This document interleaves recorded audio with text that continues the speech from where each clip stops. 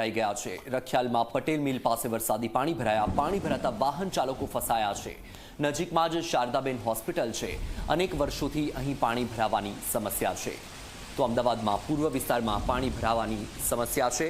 વારંવાર આ જ પ્રકારની સ્થિતિ સર્જાય છે, પરંતુ આ સમસ્યાનો કોઈ ઉકેલ નથી આવી રહ્યો।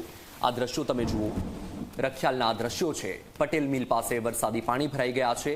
નજીકમાં જ હોસ્પિટલ છે, શારદાબેન હોસ્પિટલ, અને આ પાણી ભરાવાની સમસ્યા તમે જુઓ કેટલા પાણી ભરાયા છે। આમાંથી વાહન કઈ રીતે પસાર થઈ રહ્યા છે। જો કોઈ દર્દી બીમાર હોય, તેને હોસ્પિટલ લાવવું હોય, ઇમરજન્સી હોય, તો કઈ રીતે ઇમરજન્સીમાં હોસ્પિટલ સુધી પહોંચી શકે।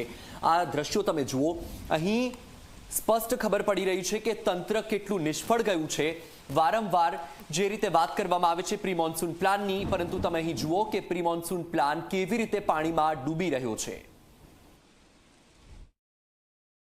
અમદાવાદમાં નજીવો વરસાદ પડ્યો અને વરસાદ પડતાની સાથે જ પાણી ભરાવાની સમસ્યાઓ જે છે શરૂ થઈ ગઈ છે। ત્યારે વાત કરીશું રખિયાલના પટેલ મિલ નજીકની, કે જ્યાં તમે જોઈ શકો છો અત્યારે કે કેટલું પાણી જે છે ભરાઈ ચૂક્યું છે। પાણી ભરાઈ જવાના કારણે જે છે એ લોકોને અવર જવર કરવામાં ખૂબ જ ભારે મુશ્કેલી જે છે થઈ રહી છે।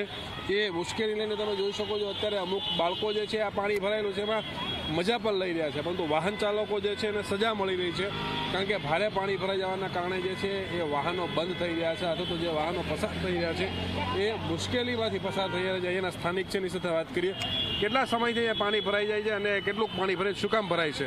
સાહેબ, આ મારી 26 વર્ષની ઉંમર છે। હું 26 વર્ષથી જોઉં છું અહીંયા આનાથી કરતાં વધારે પાણી ભરાય છે, અને હર વખતે ને આ સમસ્યા રહે છે। અહીંયા દર વખતે થોડું પાણી વરસાદ પડે એટલે અહીંયા બહુ પાણી ભરાઈ જાય છે, તો હજુ સુધી આનું કોઈ સોલ્યુશન નહીં આવતું।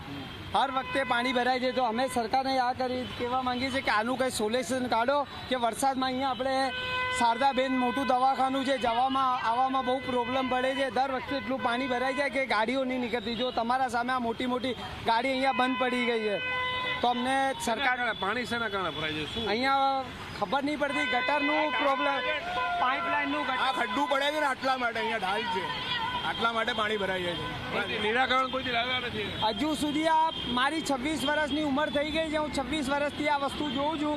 અહીંયા કંઈ સોલ્યુશન નહીં આવતું। વરસાદમાં અહીંયા પાણી ભરાઈ જાય તો આવવા જવા માટે પબ્લિકોને બહુ તકલીફ પડે છે, તો સરકારથી અમે ગુંજાઈશ કરીએ કે ભાઈ આનું કંઈ સોલ્યુશન કાઢી આપે, તો આવવા જવાવાળા આ લોકોને પ્રોબ્લેમ ના પડે। તમે જોઈ શકો છો કે બાઇક જે છે બંધ થઈ ગયેલા છે, લોકો અહીંયાથી પસાર થઈ રહ્યા છે। આ તરફ આ પાણી ભરાયેલું છે, અને પાણી ભરાયેલાના કારણે જે છે એ તમે જોઈ શકો છો કે લોકો જે છે વાહનો બંધ કરી રહ્યા છે। બીજા તરફના દ્રશ્યો દેખાડું, જાહેર શૌચાલય છે। આ તરફ આખું જાહેર શૌચાલય છે, અને જાહેર શૌચાલયની બાજુમાં પાણી ભરાયેલું છે। તમે સમજી શકો છો કે આ દ્રશ્યો જ આખી વસ્તુ સમજાવી રહ્યા છે કે શું તકલીફ થઈ શકે છે, અથવા તો શું વાંધો આવી શકે છે।